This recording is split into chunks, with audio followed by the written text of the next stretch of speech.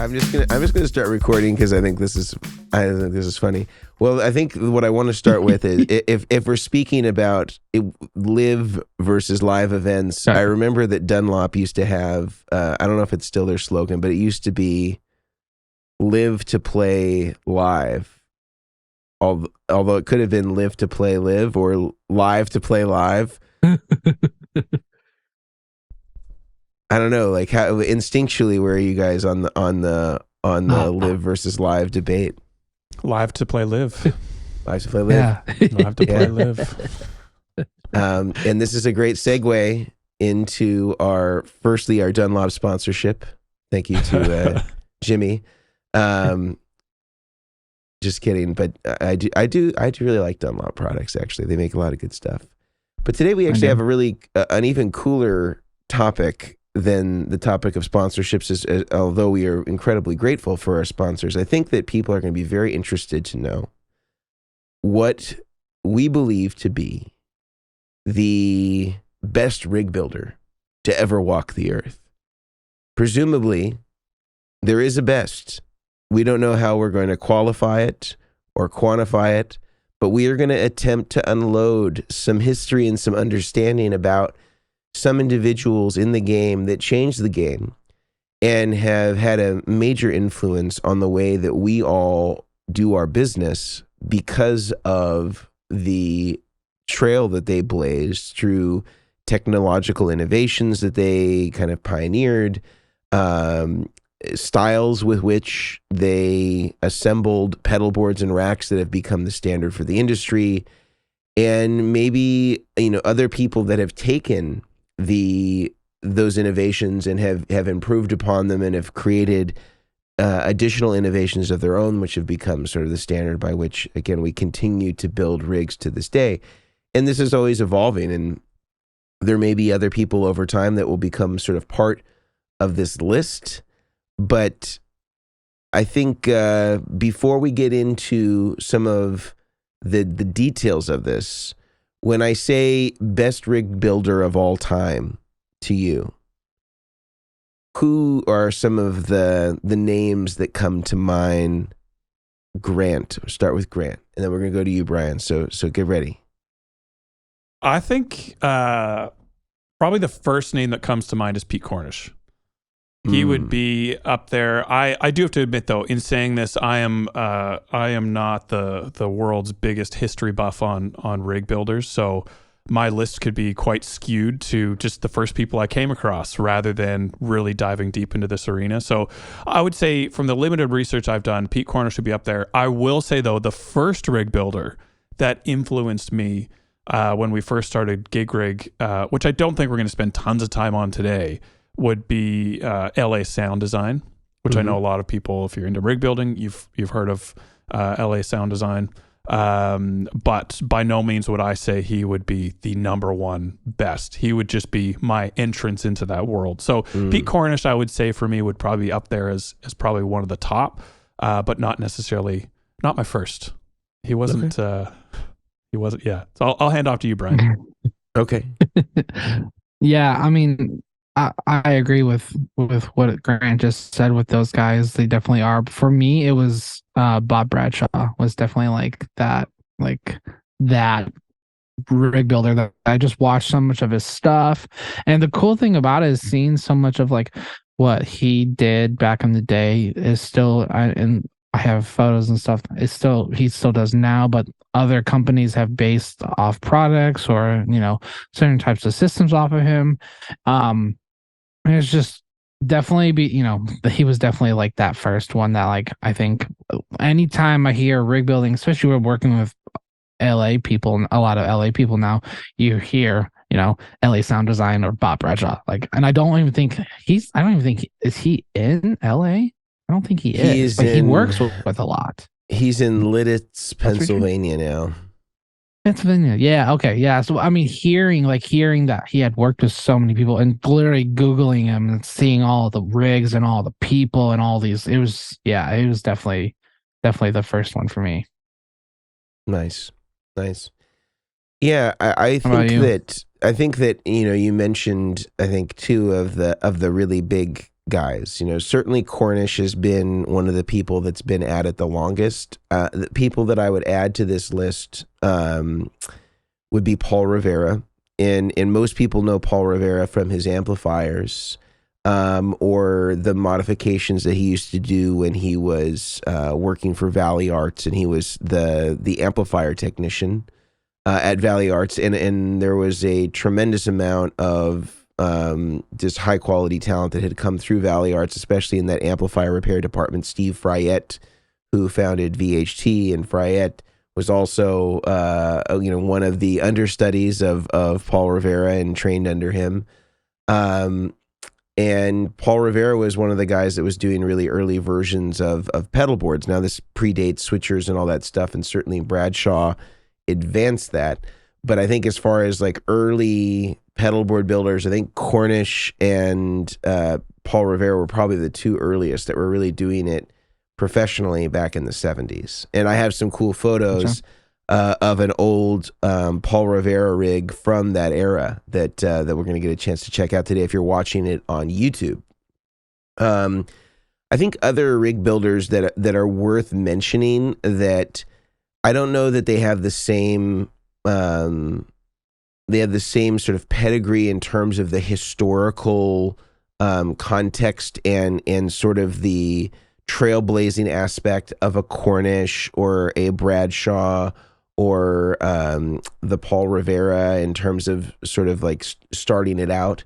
But I think Dave Friedman is another one that really should be named in that. And although he wasn't necessarily releasing products that were based around pedalboard and rack building until more recently, he and Robert Bradshaw, by the time the 90s came around, were kind of the two games in town. And it seemed like Bradshaw's specialization was more with the studio guys, and then Dave was kind of more like the rock and roll guys, like the Slashes, and then Eddie Van Halen kind of started working with Dave Friedman.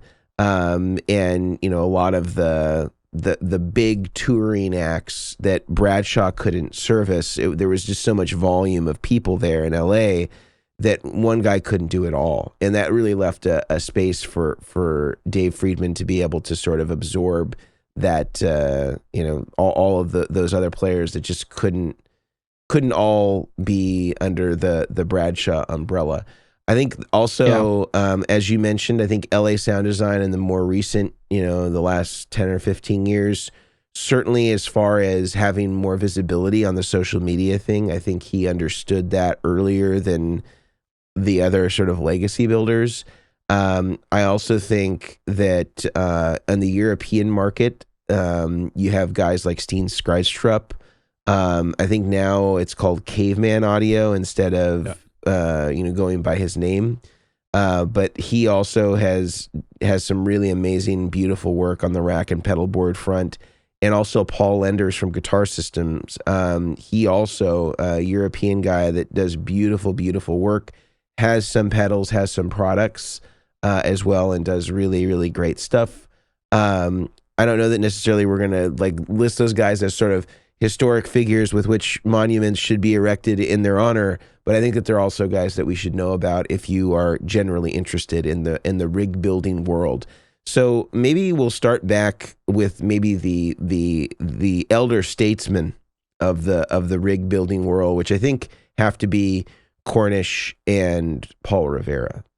I understand, Grant, that you have some photos of some examples of Pete Cornish's work, but if you could just run us through maybe some of the artists that we might have heard of that use Pete Cornish stuff before we maybe look at some of the photos. I went on his website doing a little bit of research, and he lists his artists by year, and you gotta scroll like it goes back to 72. And so I listed some of the highlights for me, starting in no really particular order, but I'll go through these really quick. Okay. Yes, Queen, Pink Floyd, Cat Stevens, Police, ABBA, Judas Priest, Black Sabbath, Pretenders, Iron Maiden, Dire Straits, Pat Metheny, George Michael, come on, Paul McCartney, Bryan Adams, Sting, My Bloody Valentine, Diesel, Robert Plant, Muse, Metallica, Gilmore, Page, Elton John, The Who, Oasis, Jeez. Zeppelin, The Cure, Keith Urban, Santana, Maroon 5, John Mayer. And the list was much bigger than that. Those are some of my highlights. And like, I was just going through this list like, dear God, this guy, he's been at it firstly for 40, almost 50 years. And he's just worked with everybody. So even if you just think about, I know all of us have done rigs for different people over the years, and you kind of learn a little bit from everyone you do a rig with. And I'm just looking at the amount of people he's learned with, the amount of requirements for every individual artist, what they bring to the table. Like, this guy would have this backlog of knowledge that is just unparalleled. And so it's very impressive looking at the list of artists he's worked with, and some of the pictures of the rigs that he's done are very impressive. In particular, Brian May rig, I found a photo on his website from 1981, and it highlights how far these things have come over the last few decades. It's incredible. So it was really cool to read that. So those are some of the highlights for me, but again, many more out there. So Grant, if you could show us some photos of these rigs, I would really love to see it. I also have one of the Clapton rig that is a massive rack rig that Cornish had built. But before we do that, I want to have Brian talk to you about a few sponsors that make the podcast possible every single week. Yeah, of course. Yeah, we love our sponsors. They're phenomenal. They, as Mason said, make this podcast possible. And the first one is going to be the Guitar Sanctuary, where I'm currently sitting in right now. TGS. He loves it so much. He just goes TGS. there. I got a refrigerator down here, so I'm set. I got the snacks. Does it have a Guitar Sanctuary bumper sticker on the fridge? No, it doesn't. I should grab one. I have vendor stickers of different companies, but that's why I guess I just forgot to get one. I will be adding that today. But they are amazing. I have been here for almost over 5 years, and just high quality boutique instruments and accessories, and the staff here is amazing. Everyone up front is amazing. All the way in the back hidden, so you don't get, you won't see me as often, but they're knowledgeable, quick response, fast shipping. They are amazing with beautiful equipment, which we do carry Vertex and Goodwood audio equipment, which I have used constantly. So big shout out to the Guitar Sanctuary here in McKinney, Texas. The second one is going to be and it's our new sponsor that we had chatted about last week, is Neural DSP. Very excited for Neural. They have amazing plugins. Their new Quad Cortex has been a really big hit for so many musicians nowadays with these hybrid rigs or these compact travel systems. And they have a discount code, Chairmen, CHAIRMEN, for 30% off of 30% all of their plugins. Yeah, that's 70% away from free. Right. It's the way you look at it. So, and it applies to all of their plugins. It does not apply to like their quad or any brand new like plugins that if they release today, those plugins wouldn't be available with this code until 90 days after it's been released. So, if you find a plugin you want, save that code, write it down in your phone, tattoo it on your arm. I don't know what you got to do. Just remember the code and or get tattooed on your forehead, whatever, however you're feeling, and hit them up because they're amazing, and we're very excited to have them here. And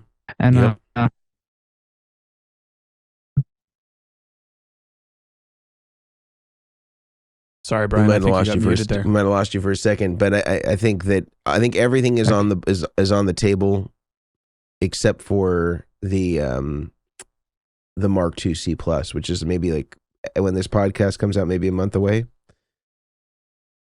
So, in any case, great deal, man. 30%. I mean, that's a crazy discount to give, and I've only been using the Corey Wong one, but I love that for cleans.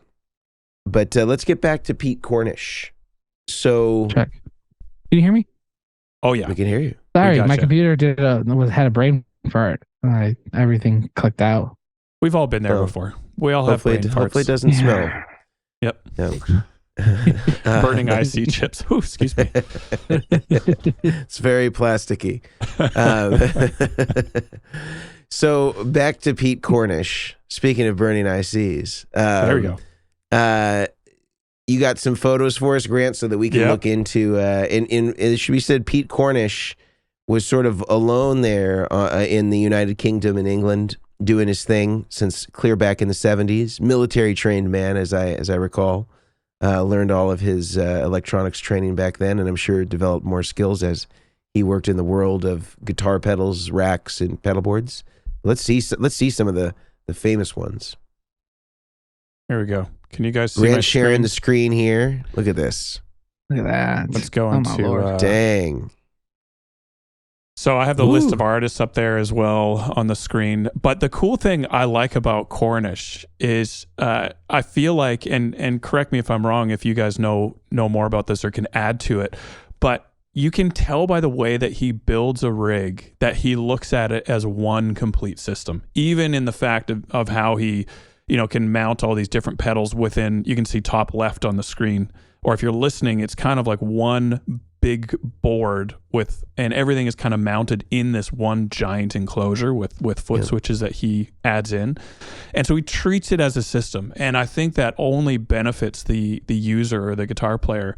And then you can see bottom left, Brian May, the rig I was just chatting about, it really highlights the leaps and bounds we have come since 1981. There's a picture, it's a black and white picture. There's some mutes on the bottom left, Echoplex 1 and 2. It looks like a piece of plywood with pedals almost taped down to it.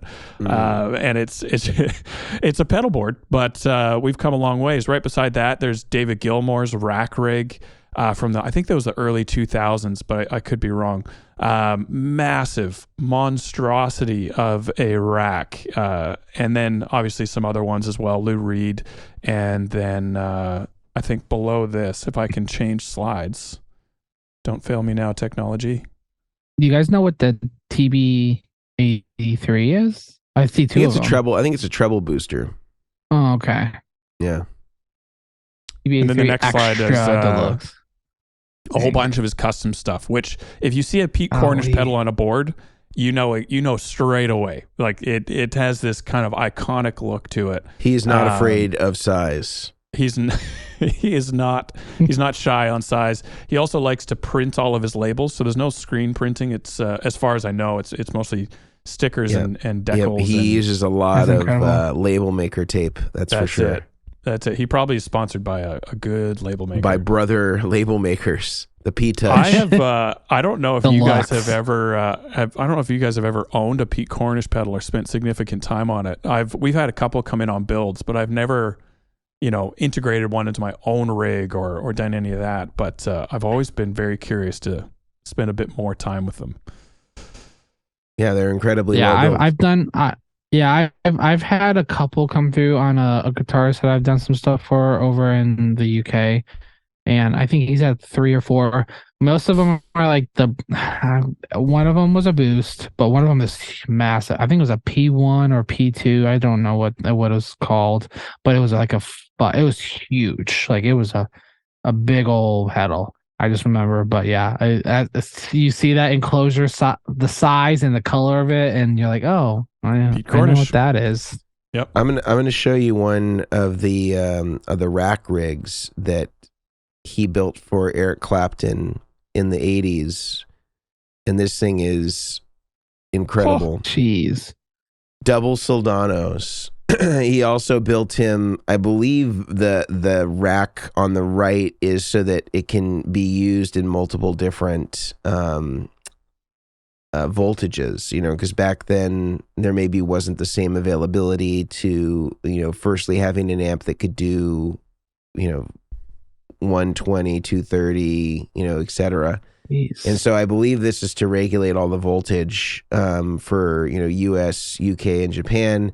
And then, of course, he's got the full-blown rack. and then he's got 2 Soldanos, and I believe he's running these in parallel, and then has kind of like a floor controller there. And then it's kind of hard to see, but if you look in the main part of the rack, you can kind of see where it looks like Battleship. Yep. And this was like the routing matrix for the foot switch. So the tech could override the foot switch by using this pin configuration in a different way, and could get some different sounds, or could change the sounds remotely without Eric having to do it on the controller on the floor. It almost looks like the power conditioner is like a Furman. Sorry, I didn't mean to interrupt. Oh yeah, no, you're good. It almost looks like an old like telephone operator system where you pull out these TT plugs and put them in where they need to go, type thing. It's incredible. Yeah, so I think undoubtedly Pete Cornish, in terms of like if I were to say one thing or a few things that he does that's like super unique to him. I think firstly, the mechanical aspect where like he's coming up with full enclosures he's basically, when you take him a pedalboard or take him the gear to make a pedalboard, he rehouses all of the pedals with their own foot switches and displays into a new enclosure. So he is in essence making everything from scratch. And his style of doing things, as I recall, I've only seen a few diagrams of like routing systems. I feel like I have some hidden somewhere where it was. I think it was for Brian Adams, the Pride of Canada. Thank you. Where there had been like a routing scheme that I'd gotten a hold of that showed how he routed everything in the pedal board. And he puts a buffer between every stage. So like every pedal. So there'd be a buffer between every pedal so that like every pedal impedance wise is isolated from the next one. And so just like a really interesting approach that really nobody has or is doing. I would say there's some people that have kind of tried to do similar things to what he's done. But really super unique in the way that he operates and just like the level of customization, like just like that whole like power thing with Eric Clapton. I mean, like that's like crazy, you know, like that rig had to be tens of thousands of dollars back then. Yeah. And not because he was just being frivolous, you know, that stuff was hard to make and he had to create a whole interface for that stuff. And I mean, I'm sure that rig took months. So pretty impressive. I think his pedigree is very impressive. And of course the pedals are very impressive, used by, you know, guys like John Mayer is a big user of like the tape echo simulation and has used various fuzzes and things like that from them over time. And just really, really cool stuff. Any final thoughts on Cornish before we move on? I think we've covered Cornish. All right. That was a good start. It was a good start. So I think in keeping with maybe just going sequentially in time, who, you know, his American contemporary, at least when he started out in the 70s, would have been somebody like Paul Rivera in LA. And I think Paul Rivera is often uncredited as being sort of the first guy to really be doing pro level pedal boards. And in fact, even had a commercially available buffer unit that was sold, you know, through stores and to customers. And in my understanding of it, that nobody else was selling buffer devices at the time. He was the first guy to do it. There's nobody else that was selling a commercial buffer that was designed for a pedal board until Paul Rivera. And that's incredibly cool. You can find them. They're not actually even that expensive to get. They come in these blue boxes. I'm trying to see if I can even just locate a photo of one really quickly just to show you. Because I think that they're just so interesting looking for the era. All right, I think I found one. I'm going to show it to you here. It appears as though there's one even for sale at the moment. So if you want to get really fancy and you want to buy one. The going rate for it. Says $199. Wow. Let's see. Surprised it doesn't have more zeros on it. Check that out. Wow. So Nice. you have it has a boost on it. It has, 2 outputs, so you can split between, 2 amps, Rivera research and development. And it's one of a kind. I mean, there was nothing else out there that did this at the time. There's literally zero. Yeah. And so I want to show you some photos of some Rivera stuff. So let me firstly just pull up like the big view of the pedal board so you can kind of see what I'm talking about. So here is a Paul Rivera pedal board from the 1970s. And you'll notice here that everything is using a 5-pin DIN connector going into all of the devices. Yeah, that's excuse me. That's being used for power. And as you can imagine, there were no power supplies back then. There was no Voodoo Lab or anything like that. So he had to make everything custom. And so he would outfit, like the 2.1 millimeter wasn't even a standard yet. There were no, I don't think that there were any Boss pedals yet when this pedal board was built that used that style connector, the Boss style. So you can see for like the pedals that came with hardwired AC cords, like that MXR flanger in the bottom left corner, like obviously that's wired into some sort of power strip. But then he created some sort of, 9-volt power supply that's being brought into each one of the pedals and kind of underneath that kind of riser shelf, and goes to each one of the pedals individually. And then he's using, it looks like Switchcraft 228s. The kind of the standard pancake connector that existed all the way back then. He added a foot switch to the MXR equalizer, the same one that Eddie Van Halen used. He added LEDs to most stuff. And so he would have just been putting 3 PDT switches in here with an LED. Hey. I would suspect that these were, they probably didn't have 3 PDT back then. I would presume these are double pull, double throws. Interesting. Yeah. So let me ask, these MXR and these pedals that you see with the 5-pin at the bottom, did MXR at that time send them out with the 5-pin MIDI on it, or he added those? There was no power. These are all battery. These are just battery only. And then it looked like the pedal up on the top shelf here, the one that says squeeze with a bunch of Z's, that looks like it's a rehoused orange squeezer, I would presume. So this guy was running 2 compressors. He had a Dynacomp and an orange squeezer. And 2 phasers. A phase 90 and a phase 100, an envelope filter. And I got to say, for Ross those distortion. This is on a big blue pedal board, Velcro strips across the whole thing, and it looks like it weighs 70 pounds. Like it's not a huge board as far as what we'd see today as far as packed out pedals and all this craziness. It's pretty straightforward, about 11 pedals, but it looks like it weighs like something with 15 to 18 pedals on it nowadays. Like it just looks heavy. Yeah. Could you imagine how much that power supply weighed? Like that power unit, I feel like would be pretty hefty. I'm trying to get a little better photo for us to kind of look at some of the up close. So check this out here. So here's a little more up close. So you can kind of see, it looks like, there's like, just like the standard 3-prong sort of thing on the side here. And then it goes into these, DIN cables, that we typically use for MIDI now. But yeah, looks like it survived a flood. Oh my gosh, survived something, pretty man. dirty. It is pretty dirty. But that's very cool.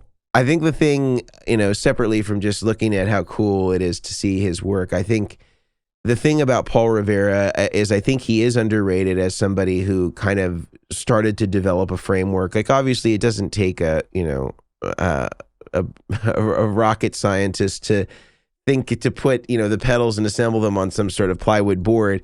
But I think he kind of started maybe some of the early understanding around like how we would organize things, how pedals would need to be modded in order to make them, be workable in the context of a studio or a live performance, being able to sort of consolidate in some sort of custom built power supply, having some sort of interface buffer box.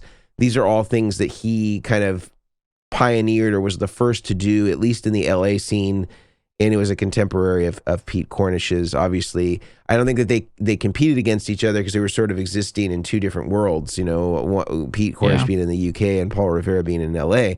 And then, of course, Paul Revere by the mid '80s had moved on, was working with Fender and designing amps, and quickly got out of doing anything like that. And that's kind of when Bradshaw came on the scene. But before we move on to Robert Bradshaw, who I think is the next logical person in the lineage, I want to talk about a few sponsors that make the podcast possible every single week. The first of which are our friends over at Sweetwater. Now, Sweetwater has what I consider to be one of the coolest programs in order to buy and sell used and secondhand gear, which is called the Gear Exchange. And this is something that competes with something like a Reverb or an eBay. If you have some used gear or you're looking to buy something secondhand and get a great deal on it, they have the platform to be able to do that. And the one thing that I love about them that really differentiates them from all the other services is that if you decide that you as a seller want to put your earnings on a Sweetwater gift card, you don't have to incur any fee whatsoever. You get to keep 100% of your earnings. And often they can add up by the time you're paying PayPal fees or any sort of transaction fees with those associated companies. It can often result into 10% or more of the earnings being lost. And so this ensures that if you're somebody who's already going to be buying things from Sweetwater, they have pretty much everything that you can imagine as far as new gear, pro audio equipment, really anything under the sun in the music industry is concerned. You can keep all those earnings and actually be able to spend the full amount that you earn by way of your sales. So I really appreciate that about them. I really love the interface of the Sweetwater Gear Exchange. Head over to sweetwater.com/used and create an account. It's all free, and just get selling, get buying. I think you're going to have a great time, and there is a lot of inventory on there, and I think you're going to be really, really impressed. Secondly, I want to talk about our friends over at Bestronix. Now, we talk about Brad as the guy to talk to over at Bestronix. And, he's just a great guy. And not only is he going to give you custom and tailored service to your needs, but he's going to do it with a smile on his face. You can call Brad up and say, hey, Brad, I have this problem. I need a cable that does this sort of thing. He's going to have like 3 or 4 different options for you.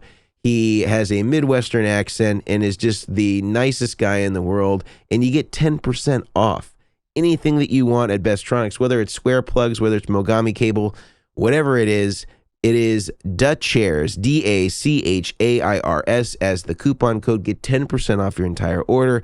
Tell him the chairman sent you, and or just call Brad just to say, hey, you need to talk to a friend. Brad's always a good friend. So good guy, good company. We love Bestronix. Also, I want to talk to you about Stringjoy. As you may have heard me mention many times on the podcast, I am a string destroyer. I have very corrosive hands, and I've never found a string that wasn't coated that I could use for any length of time that would sound good and still perform as it did on the first day. And I have been very impressed with the Stringjoy strings, and that they have not only lasted longer than any uncoated string, but sound great on day 1, day 2, day 3, day 4, day 5. And for me to get a week, that's really pressing it. I get about a week out of them, but that is more than I get out of any other string. Normally it's 3 hours and they're done. Absolutely amazed with the quality of the strings and their whole packaging. Everything is just so cool. Handmade in Nashville, Tennessee.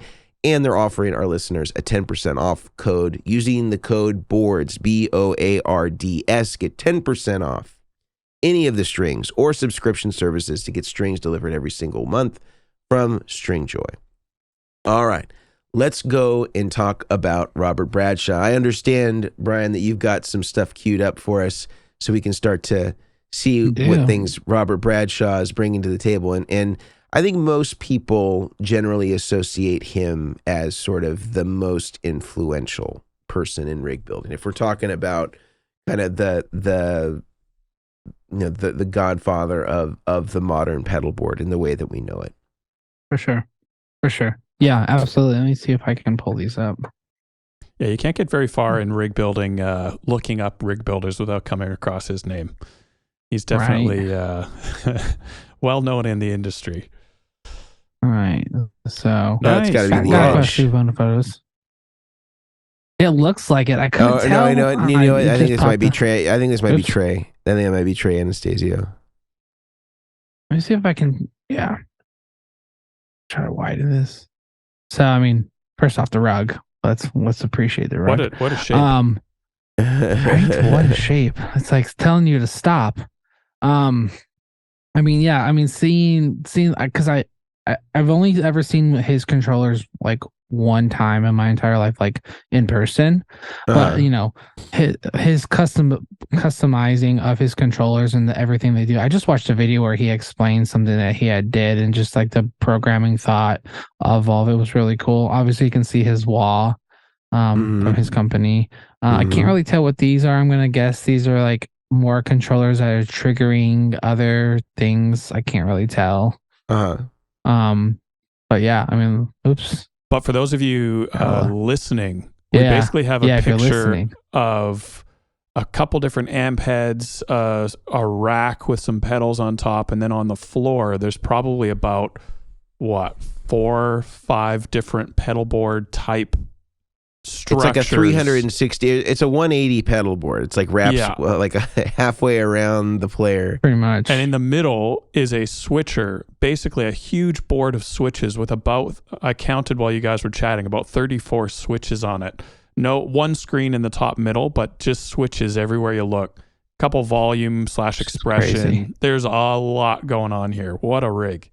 I mean, you can see the.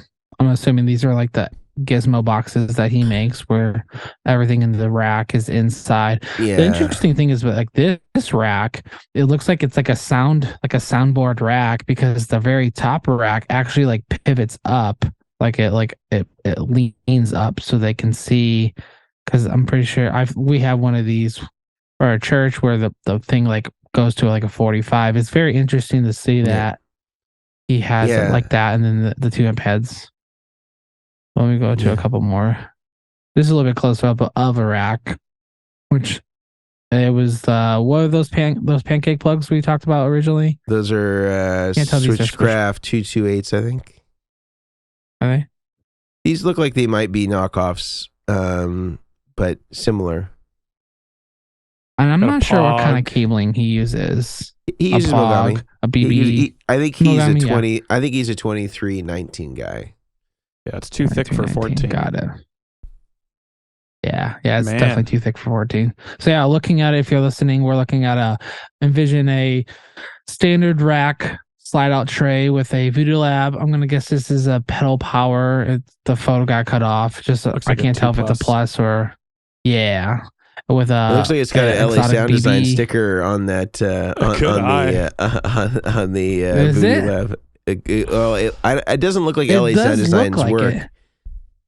No, it was listed under as something that his. That's why I was surprised. Yeah, I missed the sticker. Usually, LA Sound Design doesn't do the labeling on the cables like this. And this isn't a LA Sound Design cable channel necessarily. It looks a bit different. Yeah, it does look a little different. Yeah, exactly. I can't tell what these are. Obviously, this is like so that's like a cathedral, and then the other one's a Milan. Cathedral. Yeah. Yeah. Very cool. So, I mean, very nice and clean. Everything's labeled slack for some stuff to be swapped out. But here's like a more zoomed up of his switchers. So if you are listening, if you're familiar with like the RJM PVC-10, it's the same type. I would reference same type of style enclosure. This is obviously a lot more custom for XLR. I can't tell if it looks like he has XLR outs on it for like a remote. So he's, instead of running like a MIDI cable, all the way back to the rack, he's running it through XLR with all of his sends and returns.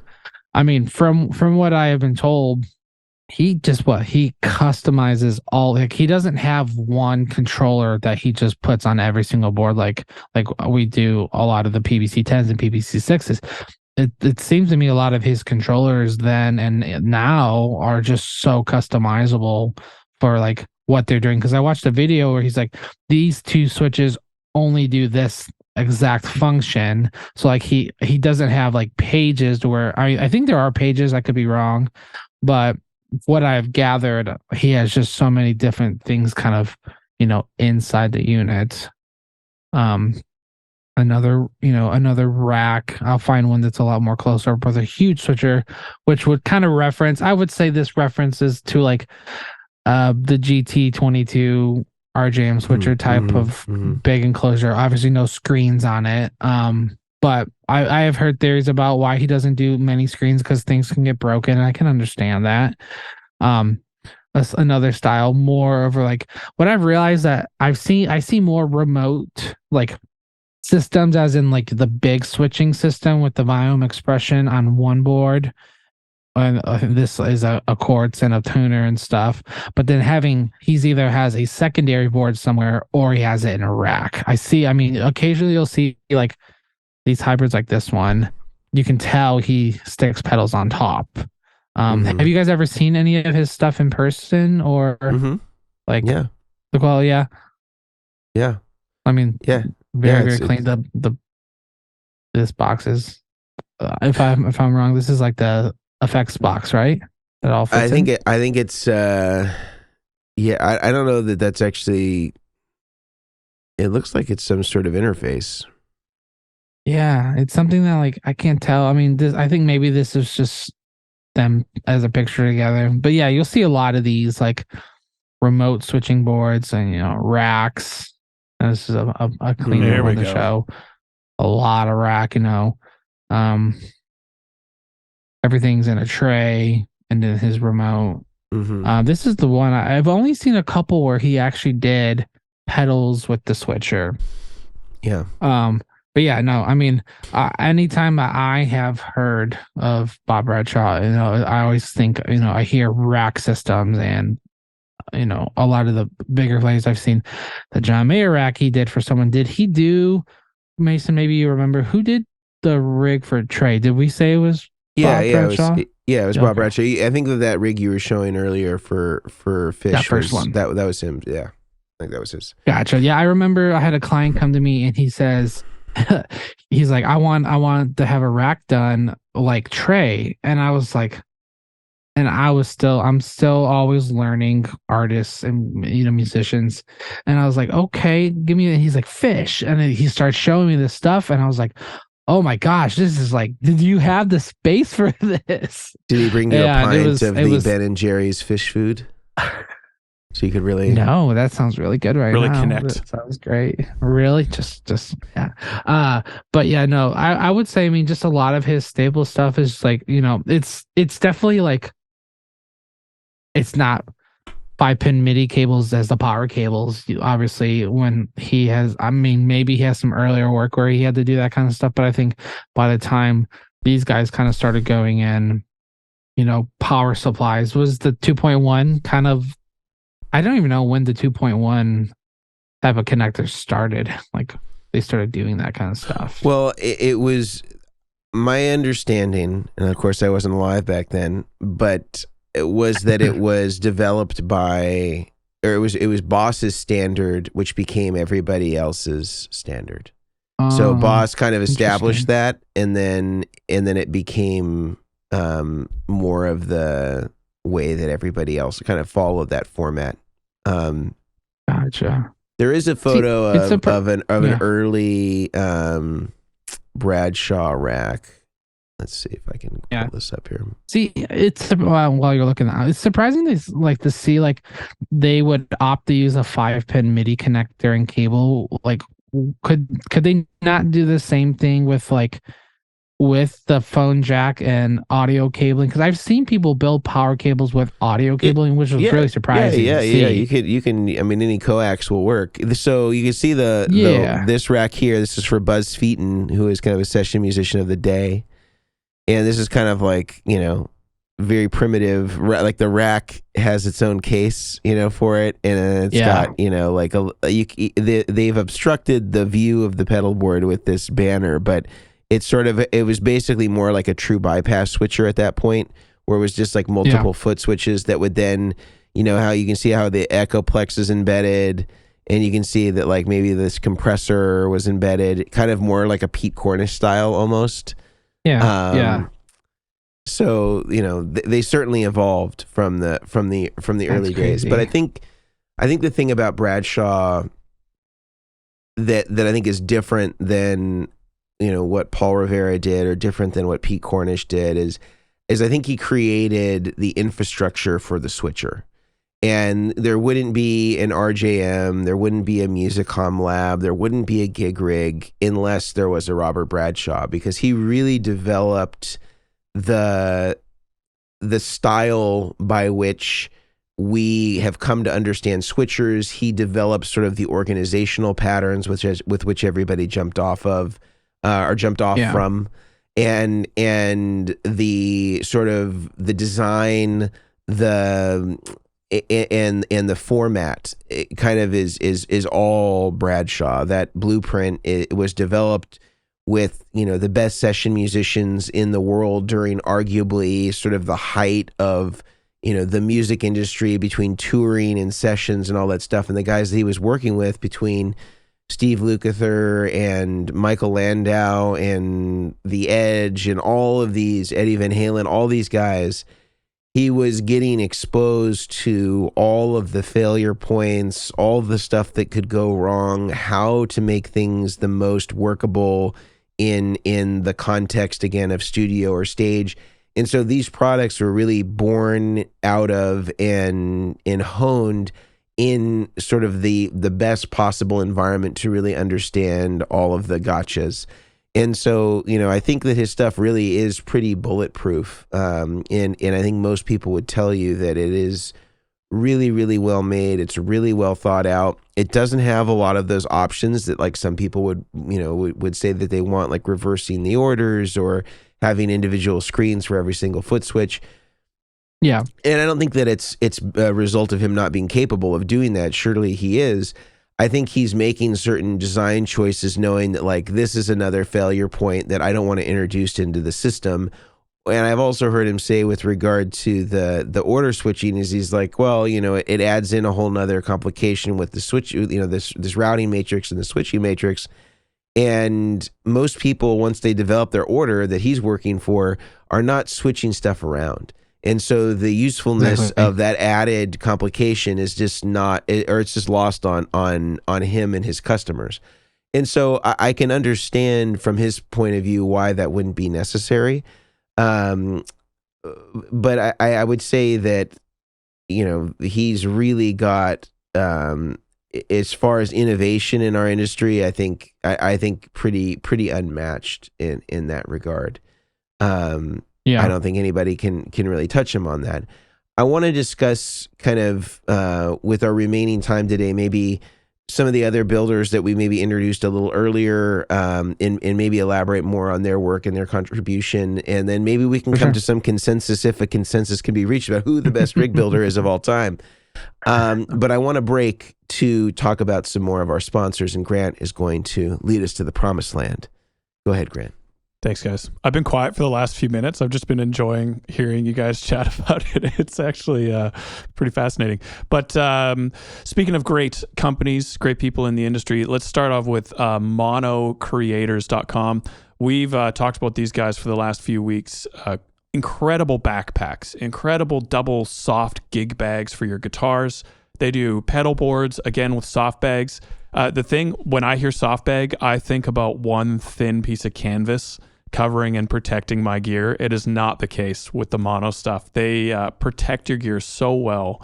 So whether you need the pedal board, which I love because of all the extra space that they have underneath their angled board, or they do kind of like a carbon looking flat board, whether you want the double gig bag or the backpack like Brian has to carry anything and everything from baby bottles to your Klon, the backpacks will do it.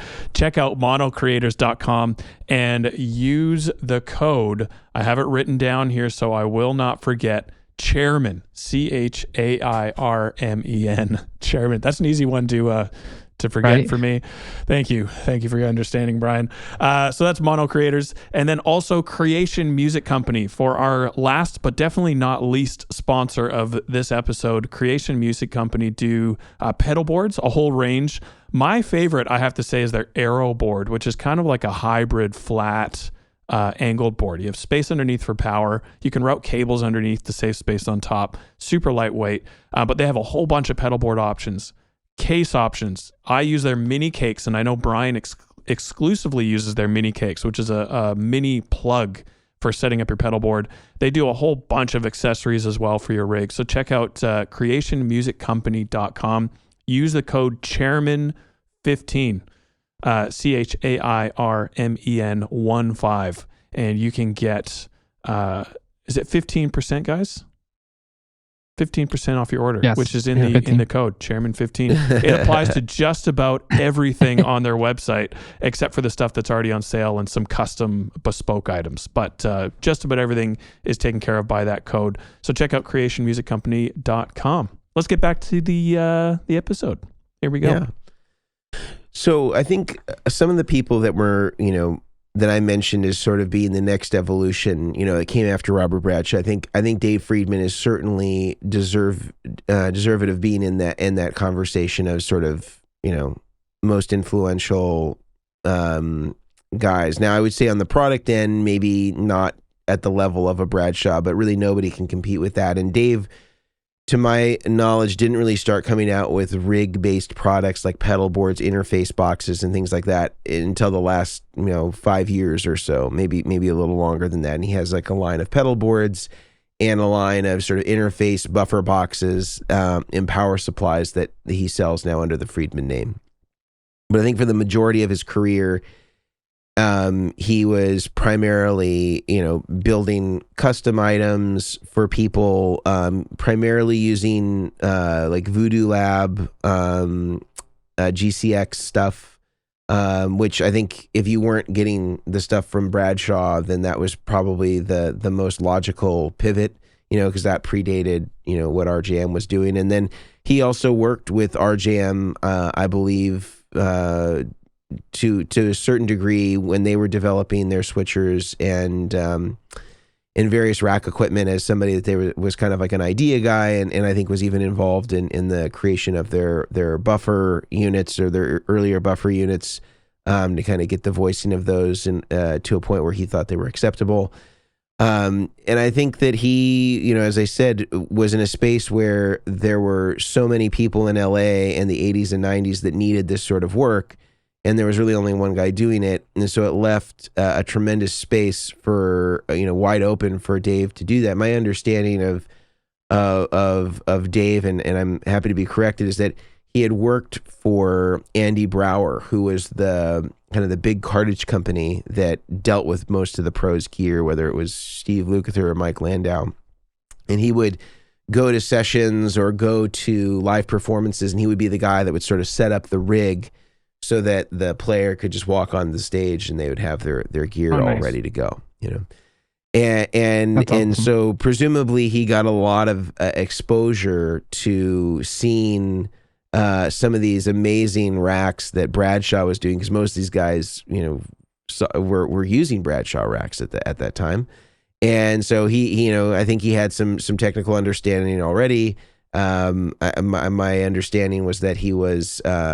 He had sort of studied under Bruce Egnater, who is a great amp designer from Michigan, and kind of started to develop a style of his own in terms of rig building, and quickly was working with guys like Slash and Van Halen, and does absolutely gorgeous work. I don't know the degree to which he is building the rigs at Rack Systems now. I know that there are like other people that work out of their shop, which is called Tone Merchants, and it's in North Hollywood, I believe, right off of Cleon, which is not too far from where our showroom is. Let me go to Facebook here. This is an example of one of their pedal board rigs. You can see here. Very clean. And it's interesting. This one was done, I think it says in 2002, but a lot of the products are like old school, like still using like old school Eventide, Time Factor and Mod Factor. and things like that. And it's kind of an older school Musicom switcher, but they do really beautiful work. The company that makes most of their pedal boards in this style, in risers and stuff like that, is the same guys that make ours, fixed pedal boards, and Robert F. Chapman.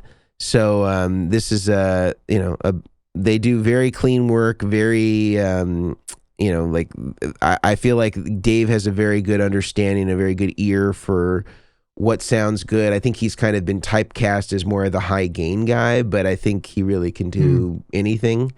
I think it's just that's just what happens when you have like a lot of more like rock and roll players use your stuff, or any sort of specific genre that uses your stuff. Somehow you know, it's like playing Batman. You know, you can never you can never get away from it. But in any case, I think that, you know, he is he's pretty I think noteworthy in amongst sort of the, you know, the Mount Rushmore of rig builders. I think historically, I think other guys that we talked a little bit about were some of the European guys like Paul Enders and Steen Skydstrup. I don't know if you have any photos of them to show, but they also, I think, in the European market, sort of advanced some of the things that were, you know, going on there, that kind of took maybe some of the advancements with Bradshaw and Cornish and tried to make them available to more people. And you can see here, that Steen has kind of a hybrid look, in my opinion, of like some of the stuff that you would see in a Bradshaw rig and some of the stuff you would see in the Cornish rig, like these custom boxes and stuff like that look very reminiscent of a Cornish thing. Like the other one, the where it showed the full rack, those weren't fractals, right? That's not fractal. Those are too skinny on the left rack top side. On the left rack, those look like they might be wireless. Okay, that's what I was thinking, because I can see down towards the lower, towards the bottom. Looks like, is that like an Eventide rack? It looks like there's a power amp. Just below maybe the I think it's a TC. green. It's a TC electronic. TC. Yeah, that's what it was. It's cool. And then he does a switcher and some, you know, other type expanders. Yeah, so this looks much more Bradshaw-ish. Yeah, you know, but you know, very cool. customized, very clean. And then this is Paul Lenders, who kind of does more of that Pete Cornish thing, where it's like everything is sort of built in. He doesn't like rehouse this stuff, but he makes those beautiful custom, sort of like enclosures for everything. It's very impressive to look at. Yeah, I mean, just the workmanship is really beautiful. And he does some pedals as well. With you'll know it's a Paul Lenders pedal if it has a gigantic foot switch on it. Yeah, so he almost like took the foot switch off of like what you would see in a Cornish pedalboard rig, and you know, these are like caps, kind of like what you would see on a what are those foot switches called that people put on their barefoot? Barefoot. Yeah, it's similar to that. You know, it's a similar thing. That's it for my photos. Very interesting. So Paul Lenders, I think, is in the Netherlands, and you know, he also does a high level of customization stuff. I would say one thing that I would say differentiates like Paul Lenders, Steen from Caveman, or even Dave at LA Sound Design, who you spoke of earlier, is I would say that tone-wise, those guys have a pretty good grasp of things. I mean, they have their own opinions, of course, and preferences that are sort of based on, you know, what they like, what the music they listened to when they were growing up. They're, you know, all the things that any of us would be in the same boat on as far as preferences. But they're all really great, incompetent guitar players. I don't think that Brad. No, very competent guitar players. Just wanted to clarify. Yes, just wanted to restate in another way. They're all very good guitar players, and they know how to get good tones. Yeah, and I don't think Robert Bradshaw plays guitar. I don't know if Pete Cornish plays guitar. I think Dave Friedman plays guitar, but I've never really heard him play it. And that doesn't mean that makes you bad at your job or that you couldn't possibly build something great. But I do think that there is another level of quality that you can bring to the table, at least in your ability to discern things that work well together. And you're not as much dependent upon anecdote from like my players report this, my customers report this, and so now this is kind of part of the memorization of this type of gear. I think really works, and I'll recommend it. I think that the guys like, again, the Dave Phillips, the Paul Enders, the Steen over at Caveman, those guys are all really good guitar players, and they can really dial in great tones. And so they are able to make, I think, really good recommendations on the way that things sound as a result of that. And I think that that's just an added bonus if your rig builder is also a great guitar player. And that doesn't mean that they're going to, hear things the same exact way that you do. I think sometimes the way that I think about, recommending tone, sometimes it can be great if you're recommending a product, but sometimes it can be like closer to an example of saying, well, I wear a size 12, so you should wear a size 12. Like sometimes it's that personal, and you may have a size 9 or a size 15. And if I say size 12, it's going to feel very uncomfortable for you to wear that shoe.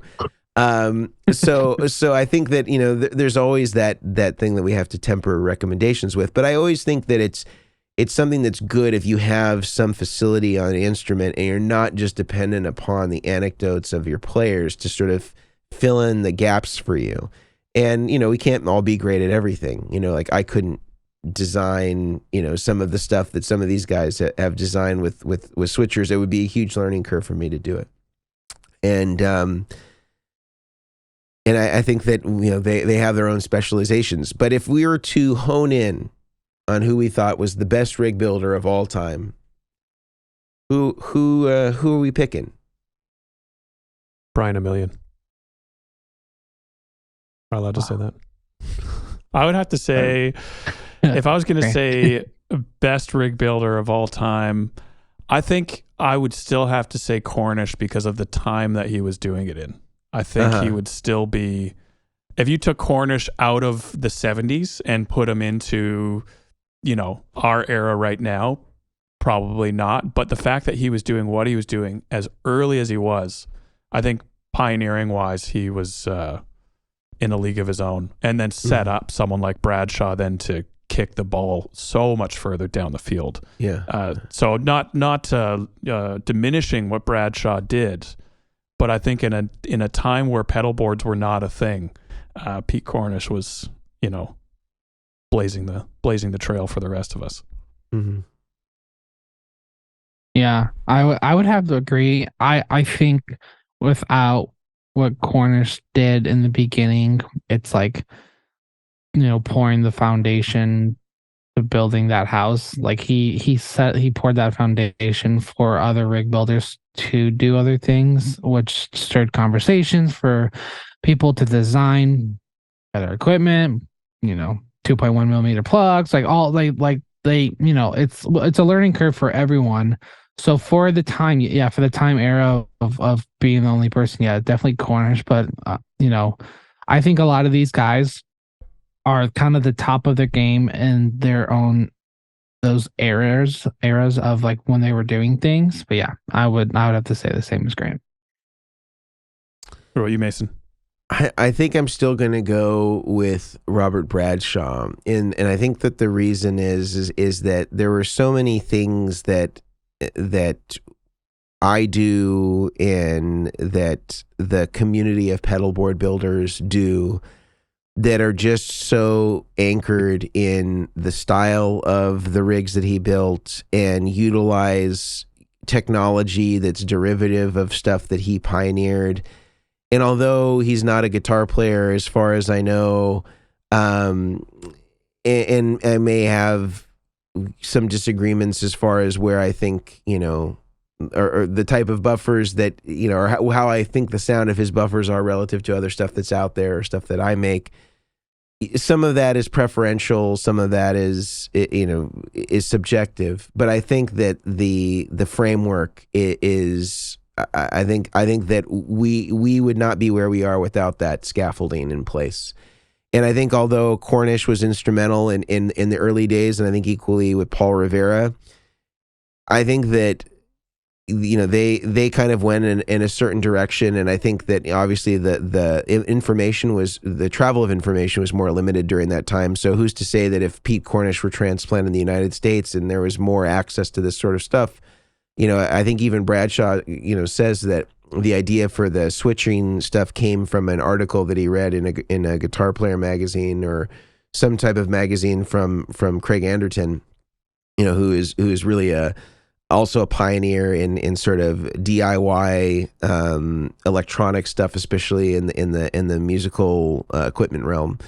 And Bradshaw just developed it into this really beautiful thing that, we have companies like RJM now and Musicom Lab and the Gig Rig and all these brands that wouldn't have businesses if it weren't for that framework that Bradshaw developed. So absolutely. I think that I'm appreciative to all of our rig building forefathers. I think that they all deserve to be on Mount Rushmore, undoubtedly, of rig building and have their faces chiseled in stone and immortalized forever.